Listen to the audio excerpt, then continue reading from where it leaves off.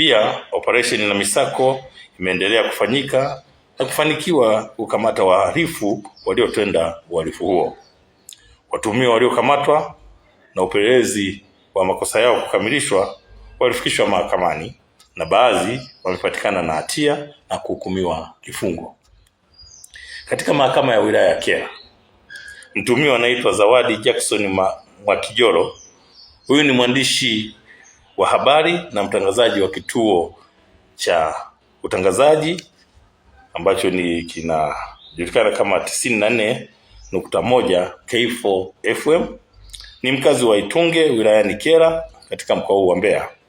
Huyu amepatikana na hatia na kuhukumiwa kifungo cha kwenda jela miaka 60 kwa makosa yake aliyokutwa nayo ya kusafirisha dawa za kulevya aina ya bangi vifurushi 142 vyenye uzito wa kilo 155.84.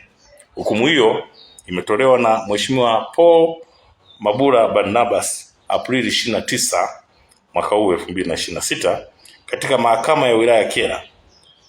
Inaelezwa kuwa mshtakiwa alitenda kosa hilo tarehe 2 mwezi wa pili mwaka 2025 na alikamatwa na askari akiwa anasafirisha dawa hizo kutokea katika kivuko kisicho rasmi kinachojulikana kwa jina la Januari kwa ajili ya kupeleka maeneo mbalimbali nchini kufanya biashara hiyo haramu. Mshtakiwa ametiwa hatiani na kuhukumiwa kwa mujibu wa sheria ya kudhibiti na kupambana na dawa za kulevya.